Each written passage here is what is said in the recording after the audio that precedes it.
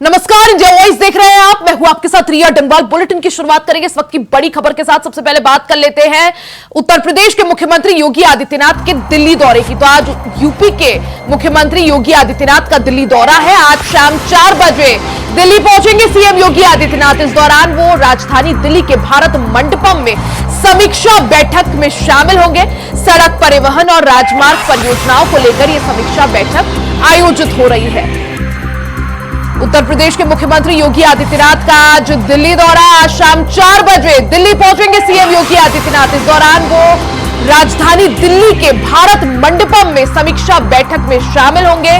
सड़क परिवहन और राजमार्ग परियोजनाओं को लेकर यह समीक्षा बैठक का आयोजन हो रहा है, जिसमें तमाम जो सड़क परिवहन और राजमार्ग परियोजनाओं से जुड़ी जो योजनाएं आगे बढ़ रही हैं, किस तरह से उन योजनाओं को गति दी जा सके, किस तरह से योजनाएं आगे बढ़ रही हैं, इन तमाम मुद्दों को लेकर समीक्षा की जाएगी, जिसमें शामिल होंगे उत्तर प्रदेश के मुख्यमंत्री योगी आदित्यनाथ।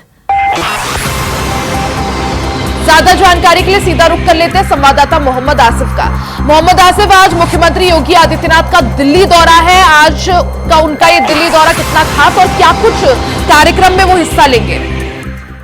देखिए, आज सीएम योगी आदित्यनाथ का दिल्ली दौरा शाम 4 बजे भारत मंडपम में उनकी एक सड़क परियोजनाओं को लेकर एक अहम बैठक है और इस बैठक का वह हिस्सा बनेंगे। और बता दें कि जिस तरह से यूपी सीएम योगी आदित्यनाथ लगातार एक्टिव मोड में नजर आ रहे हैं रिया, और लगातार चाहे कानून व्यवस्था की बात हो या फिर यूपी के विकास की, वो लगातार जो है कड़ी मेहनत कर रहे हैं। और आज जिस तरह से दिल्ली में भारत मंडपम में एक बैठक होनी है सड़क परियोजनाओं को लेकर, जिसका हिस्सा बनेंगे। और साथ ही साथ जो राष्ट्रीय राजमार्ग है, उनकी जो परियोजनाएं हैं उन्हें लागू करने, चाहे बुंदेलखंड एक्सप्रेस हो या फिर पूर्वांचल एक्सप्रेस हो या फिर आगरा एक्सप्रेस, इस पर सुरक्षा व्यवस्था के साथ साथ जो है जो सौंदर्यीकरण है, लाइटों की व्यवस्था करनी है। और साथ ही साथ इन मार्गों पर सीसीटीवी कैमरे भी लगाए जाएंगे, जिससे दुर्घटनाओं से बचा जा सके और फौरी तौर पर राहत मिल सके पीड़ित को। और उसके अलावा इस बैठक में यूपी सीएम योगी आदित्यनाथ अपनी राय भी रखेंगे, क्योंकि जिस तरह से यूपी में अगर कहा जाए विकास की रीढ़ कहा जा सकता है पूर्वांचल एक्सप्रेस और बुंदेलखंड एक्सप्रेसवे, तो यह काफी अहम बिल्कुल, यानी परिवहन के लिहाज से या एक तरह से उत्तर प्रदेश के विकास के लिहाज से ये बैठक जो है काफी महत्वपूर्ण। लेकिन सवाल ये भी मोहम्मद आसिफ, आज सीएम योगी आदित्यनाथ के साथ इस बैठक में कौन कौन दिग्गज जो है मौजूद रहेंगे? और क्योंकि दिल्ली पहुंच रहे हैं, क्या आज का एक दिवसीय उनका ये दौरा, इस बैठक के बाद वापस लखनऊ रवाना हो जाएंगे या और भी कुछ कार्यक्रम? जी बिल्कुल रिया, बता दूं कि यूपी सीएम योगी आदित्यनाथ का एक दिवसीय दौरा है और यह दौरा काफी अहम है। और इस जो बैठक होनी है भारत मंडपम में, इसमें परिवहन मंत्री नितिन गडकरी भी शामिल हो सकते हैं, क्योंकि उनसे जुड़ी परियोजनाएं हैं और उनसे जुड़े जो है विकास के काम है। वहीं दूसरी तरफ खबर यह भी आ रही है कि यूपी सीएम योगी आदित्यनाथ कई बड़े नेताओं से भी मुलाकात कर सकते हैं, चाहे बिल्कुल, यानी विकास को और रफ्तार देने के लिए आज की ये बैठक जो दिल्ली में होने जा रही है काफी ज्यादा महत्वपूर्ण। मोहम्मद आसिफ, आप बने रहिएगा, आगे भी आपसे जानकारी हासिल करेंगे। तो वही बड़ी खबर बता दें आपको, लखनऊ से बड़ी खबर, जहां सुबह सपा की महत्वपूर्ण बैठक आज होने वाली है। बैठक में राष्ट्रीय अध्यक्ष का नाम जो है उसकी घोषणा होगी। प्रदेश पदाधिकारियों और जिला अध्यक्षों की भी घोषणा इस बैठक में होगी। सुबह सपा का चुनाव चिन्ह बदलने पर भी फैसला लिया जाएगा। आज की ये बैठक कई मायनों में खास मानी जा रही है, क्योंकि इस बैठक में नई कार्यकारिणी का भी गठन होगा। तो जब कन्नौज के विषय में हम जानकारी लेने की कोशिश किए तो पता लगा कि आप देख रहे हैं जो सूचना मिली वो सही सूचना है। तो इसी के निरीक्षण के लिए हम लोग आज इधर आए हैं कि इसमें ज्यादा जानकारी के लिए सीधा रुख कर लेते हैं संवाददाता मोहम्मद आसिफ का। मोहम्मद आसिफ, क्योंकि सुबह सपा की महत्वपूर्ण बैठक आज होने वाली है, कितनी देर में बैठक शुरू होगी, कौन कौन दिग्गज मौजूद?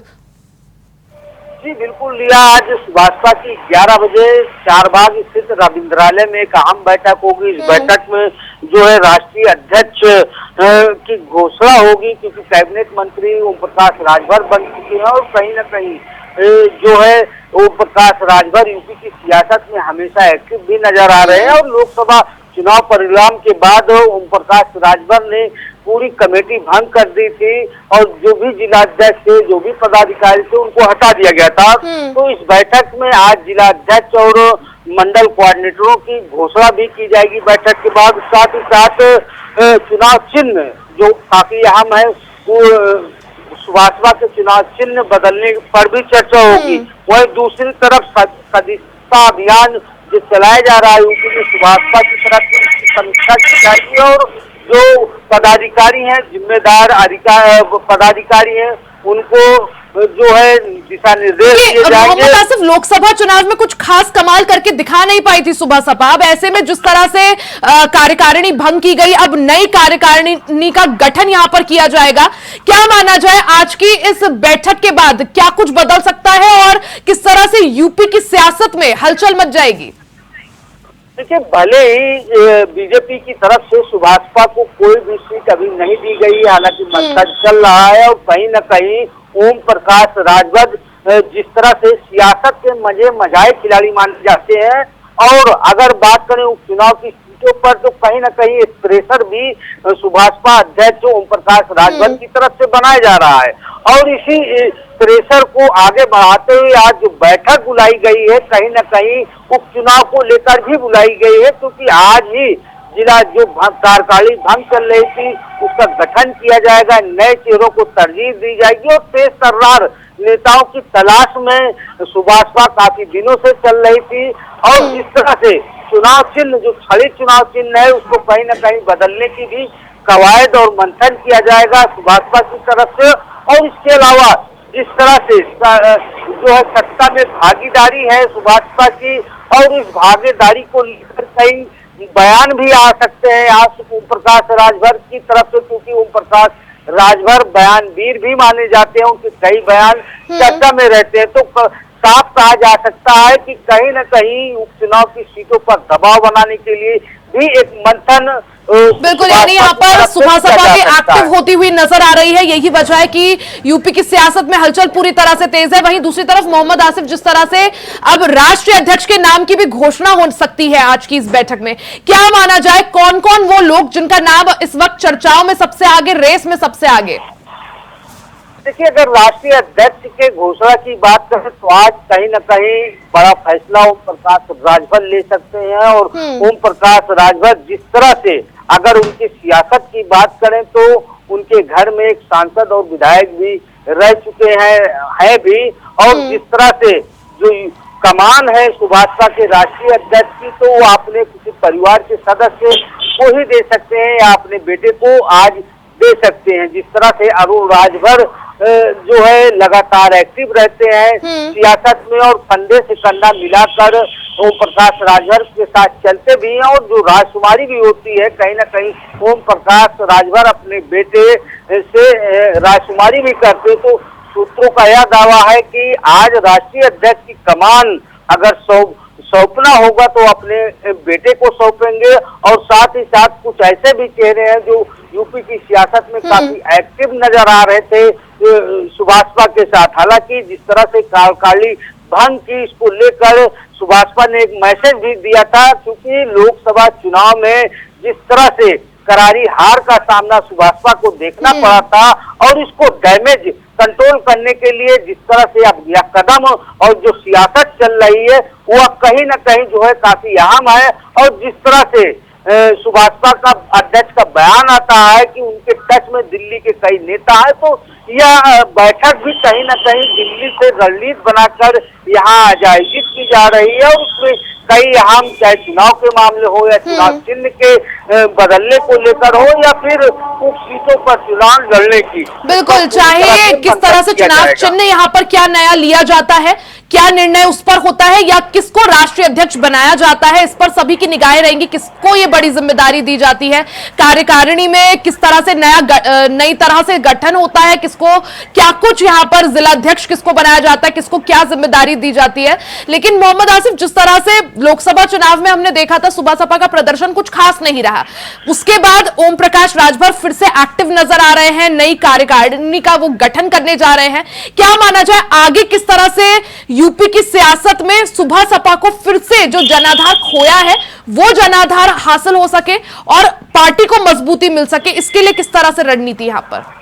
देखिए रिया, अगर सुभाषपा के जनाधार खोने की बात करें तो कहीं न कहीं कैबिनेट मंत्री यानी कि राष्ट्रीय अध्यक्ष ओम प्रकाश राजभर भी माने जाते हैं, क्योंकि लगातार उनके कई ऐसे बयान लोकसभा चुनाव के दौरान आए जिससे जनता ने उनसे काफी दूरी बना ली और उनके इस बयान को लेकर कहीं न कहीं कड़ी आपत्ति भी जताई थी। वहीं अगर बात करें पेपर गैंग लीग के मास्टरमाइंड बेरी राम जो इनके विधायक है, उसको लेकर भी कहीं न कहीं सुभाषपा अध्यक्ष की किरकिरी हुई थी।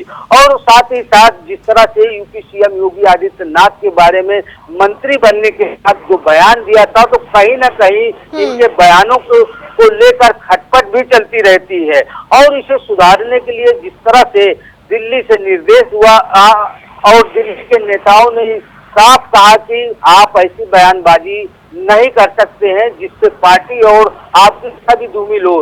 इसके बाद जिस तरह से सुधार दिख रहा है ओम प्रकाश राजभर में, और शायद यही वजह रही कि लोकसभा चुनाव में बड़ी शिकस्त भी देखने को मिली। बिल्कुल, और यही वजह कि अब पार्टी को फिर से मजबूती देने के लिए ओम प्रकाश राजभर पूरी तरह से यहाँ पर प्रतिबद्ध नजर आ रहे हैं। तैयारियां शुरू हो गई हैं, नई कार्यकारिणी का एक तरफ आज गठन होगा, पदाधिकारियों को जिम्मेदारियां बांटी जाएंगी, वहीं दूसरी तरफ राष्ट्रीय अध्यक्ष भी किसी को बनाया जाएगा, बड़ी जिम्मेदारी उसके कंधों पर भी। और हालांकि ये जिम्मेदारी किसको मिलती है उस पर सभी की निगाहें। मोहम्मद आसिफ, आप नजर बनाए रखिएगा। बहुत बहुत शुक्रिया जानकारी के लिए। खबरों का सिलसिला जारी रहेगा, यहां रुकेंगे एक छोटे से ब्रेक के लिए, जल्द वापस लौटेंगे, कहीं जाइएगा नहीं। ब्रेक के बाद एक बार फिर से आपका स्वागत है। खबरों में आगे बढ़ते हैं। कोलकाता के आरजे कर मेडिकल कॉलेज और अस्पताल में जूनियर महिला डॉक्टर से दुष्कर्म और हत्या के विरोध में सोमवार को federation of resident doctors association ने देश भर में विरोध प्रदर्शन का ऐलान किया है। इस दौरान संगठन ने अस्पतालों में कई सेवाएं बंद रखने का फैसला किया है। यह कार्रवाई 9 अगस्त को कॉलेज में एक पोस्ट ग्रेजुएट ट्रेनी डॉक्टर महिला के साथ दुष्कर्म और हत्या के बाद की गई। Federation of resident doctors association ने अस्पताल की नियोजित सेवाओं और विशेषकर उन सर्जरी को रद्द करने का निर्णय लिया है जो पहले से निर्धारित थी। तो अस्पताल की नियोजित सेवाएं रद्द कर दी गई हैं। इस दौरान जिस तरह से पश्चिम बंगाल की राजधानी कोलकाता में एक महिला डॉक्टर के साथ दुष्कर्म करके गैंगरेप और उसके बाद हत्या कर दी गई थी, उसके बाद पूरे देश भर में डॉक्टर्स ने हड़ताल का ऐलान कर दिया है। वही बात कर लेते हैं राहुल गांधी से जुड़ी बड़ी खबर की। बड़ी खबर आपको बता दें, राहुल गांधी को ईडी पूछताछ के लिए बुला सकती है। जल्द ही राहुल गांधी को ईडी नोटिस भेज सकती है। तो सूत्रों के हवाले से बड़ी खबर आपको बता रहे हैं, जहां जल्द ही राहुल गांधी को ईडी नोटिस भेज सकती है। ईडी नेशनल हेराल्ड मामले में पूछताछ के लिए बुला सकती है। हालांकि 2022 में भी ईडी ने राहुल गांधी को नेशनल हेराल्ड से जुड़े मामले में 40 घंटे पूछताछ के लिए बुलाया था। तो नेशनल हेराल्ड से जुड़ा ये पूरा मामला जिसमें भ्रष्टाचार के आरोप लगे थे, राहुल गांधी को ईडी इस दौरान पूछताछ के लिए बुला सकती है। सूत्रों के हवाले से बड़ी खबर, जल्द ही राहुल गांधी को ईडी समन कर सकती है। ईडी नेशनल हेराल्ड मामले में पूछताछ के लिए बुला सकती है। 2022 में भी ईडी ने राहुल गांधी से इसी मामले में 40 घंटे तक पूछताछ की थी। सूत्रों के हवाले से बड़ी खबर आपको बता दें, राहुल गांधी को ईडी आज समन कर सकती है।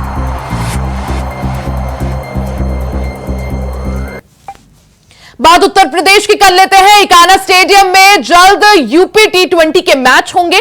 25 अगस्त से 14 सितंबर तक इकाना स्टेडियम में इन मैचों का आयोजन होगा। मैच के उद्घाटन पर बॉलीवुड के कई एक्टर्स शामिल होंगे। जानवी कपूर, सारा अली खान, अनन्या पांडे इस दौरान परफॉर्मेंस करेंगे। सिंगर नेहा कक्कड़, बादशाह और हनी सिंह के भी आने की संभावना है। तो यूपी T20 के ब्रांड एम्बेसडर बनाए गए हैं क्रिकेटर सुरेश रैना। इस दौरान यूपी T20 मैचेस की शुरुआत अगस्त महीने में होने वाली है। कानपुर सुपरस्टार और मेरठ मैवरिक्स इस दौरान ये टीमें खेलेंगी। Noida king and Gorakhpur lions भी मैच में शामिल होंगे। यूपी टी20 मैच का आगाज होने वाला है। अगस्त और सितंबर के बीच इन मैचों का आयोजन, जिसके लिए तैयारियां अब शुरू कर दी गई है। 25 अगस्त से 14 सितंबर तक यूपी टी20 मैच का आयोजन होगा। लखनऊ के इकाना स्टेडियम में टी20 मैचेस का भव्य आयोजन होगा। इसमें कई बॉलीवुड एक्टर्स इसकी ओपनिंग सेरेमनी में परफॉर्म करेंगे। जानवी कपूर, सारा अली खान, अनन्या पांडे समेत कई और बड़ी हस्तियां आप ओपनिंग सेरेमनी में देख पाएंगे।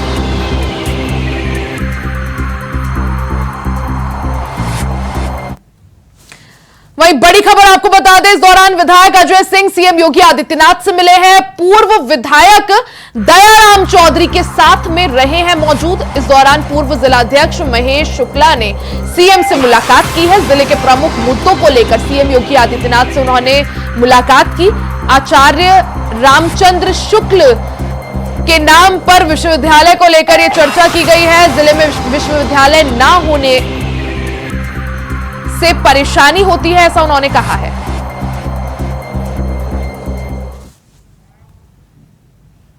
और सावन के चौथे सोमवार पर देश के अलग अलग मंदिरों में भक्तों की भारी भीड़ देखने को मिल रही है। यहां हम आपको 6 तस्वीरें दिखाते हैं आपकी टीवी स्क्रीन पर। आप देख सकते हैं किस तरह से मंदिरों में भक्तों की भारी भीड़ है। 6 तस्वीरें आपकी टीवी स्क्रीन पर आप देख सकते हैं। पहली तस्वीर वाराणसी के काशी विश्वनाथ मंदिर की है, जहां मंगला आरती की गई। दूसरी तस्वीर है अयोध्या के नागेश्वर नाथ मंदिर की, जहां पूजा अर्चना की गई। तीसरी तस्वीर है मुरादाबाद के बाबा प्राचीन शिव गंगा मंदिर की। वहीं चौथी तस्वीर है गुजरात के गिर सोमनाथ में सोमनाथ मंदिर की। वहीं 5वीं तस्वीर गुजरात के ही अहमदाबाद के सदाशिव महादेव मंदिर की है। और आखिरी तस्वीर की बात करें तो दिल्ली के चांदनी चौक स्थित गौरी शंकर मंदिर की है, जहां भक्तों ने पूजा अर्चना की। तो सावन का आज चौथा सोमवार, ऐसे में भक्तों की भारी भीड़ मंदिरों में मौजूद है। भक्त अपने आराध्य भगवान शिव के दर्शन के लिए पहुंच रहे हैं, उनकी पूजा अर्चना कर रहे हैं, उनका दूध अभिषेक, जल अभिषेक कर रहे हैं। अलग अलग चीजों से भगवान शिव का अभिषेक किया जा रहा है। तो 6 तस्वीरें आपकी टीवी स्क्रीन पर, जिस पर आप देख सकते हैं किस तरह से देश भर के अलग अलग शिव मंदिरों में सावन की धूम है। इसी के साथ इस बुलेटिन में फिलहाल के लिए सिर्फ इतना ही। खबरों का सिलसिला जारी रहेगा, बने रहे इंडिया वॉइस के साथ।